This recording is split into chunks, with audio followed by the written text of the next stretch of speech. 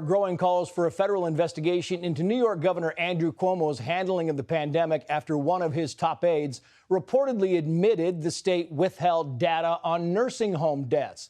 With us now, Republican New York Assemblyman Kevin Byrne, a minority member of the Health Committee. Assemblyman, thank you so much for coming on. We very much appreciate it. We kind of topped the segment there with calls for an investigation. We know there's bipartisan support, or really bipartisan anger now. Is it your sense there will be a full investigation? I think we need it. And I heard some of the comments from Congressman Tom Reed. He's a straight shooter, a good man. I've had the fortune of speaking with him on many different occasions. And we absolutely need a independent investigation. What we heard from the reports from that private meeting that was revealed in the New York Post and then confirmed by the governor's secretary, Melissa DeRosa, is absolutely just astounding. We knew they were withholding this information for far too long. The legislature asked for it. Good government groups asked for it. But we were told a certain set of excuses. And now all of a sudden we're learning that it was completely political and that they were, quote, we froze because, quote, we weren't sure if we were going to give it to the Department of Justice or what we were going to give to you guys, as in us, the legislature, was going to be used against us. That certainly has the potential of being criminal intention to obstruct justice. So absolutely, it merits federal investigation and from the state as well. Yeah, and I just want to finish because you mentioned that quote there from Melissa DeRosa, and she ended that by saying, while we weren't sure, going to be used against us while we weren't sure if there was going to be an investigation, which is an important context part of that thing. The New York Post, who you also mentioned, Assemblyman, said the following here, wrote the following, quoting, "What truth we now have only came despite Team Cuomo's best efforts. It took a damning report from Attorney General Tish James and a court order in a months-old Freedom of Information suit to get the health department to cough up anything. And the lies keep getting exposed. It turns out the number of recovering patients sent to nursing homes early in the pandemic, 9,056, is 40% higher than what the DOH claimed in its whitewashing July report. You look at the numbers, 9,000 plus, and you think it's heartrending, it is horrific, and somebody somewhere needs to be held accountable for what happened. Oh, absolutely. So there's the cover-up, which I think has that potential criminal implications. There's the bad policies that we want to investigate as well. But I mean, the substantive, the subject of what they were covering up, that's what's so just astonishing here. The fatality numbers as early as January, before the AG's report, we were being led to believe the fatalities that were from nursing homes was just about 9,000.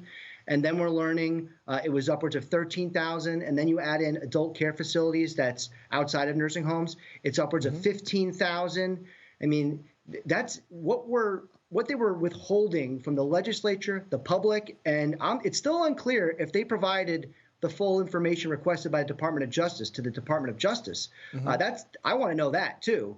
But what they were hiding, those are real families that lost loved ones that wanted answers about how they lost their family member in a nursing home, and they were basically just being told, well, that was a hospital death, so they weren't being assessed in the same way.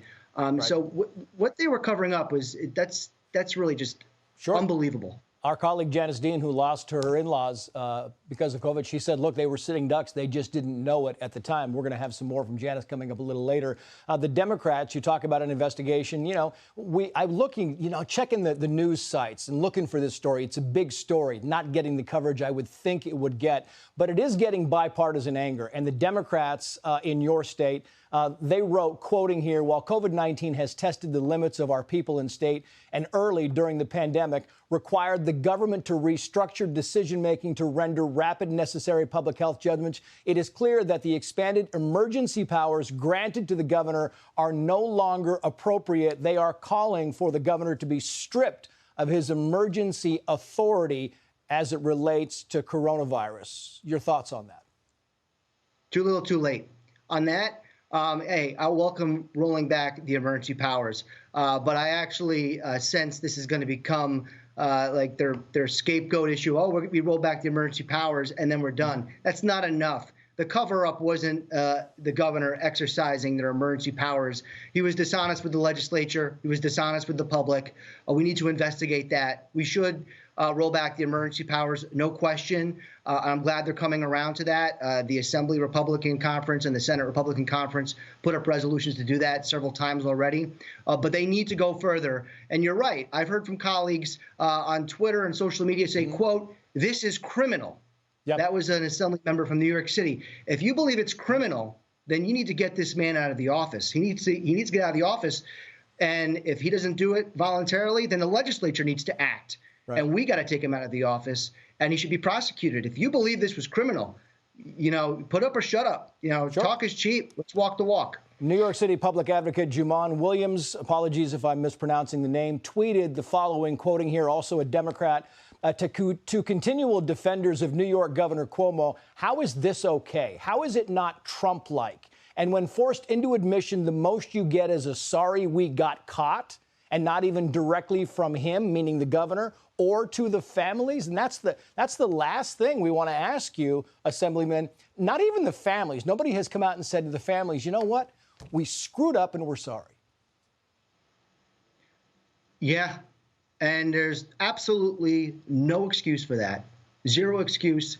The governor, I think, had an opportunity earlier in the pandemic in the spring to come clean and explain himself on that. And he hasn't. And what we're seeing now is, again, they didn't just lie and withhold this information from the legislature. They did to the public, which included those families. They said they were fearful of double counting of the numbers, that they had to reconcile it. And now we're learning that it was political, and they were fearful of a potential DOJ investigation. It's inexcusable. And what we haven't said is, the governor has been kind of silent. He hasn't been in the media for like the past 3 days. He needs to provide answers. Yep. He needs to provide clarification, because if he doesn't, based on what we know now, he shouldn't hold the office. I think you're right. New York Assemblyman Kevin Byrne, sir, thank you for coming on. My pleasure. Thank you.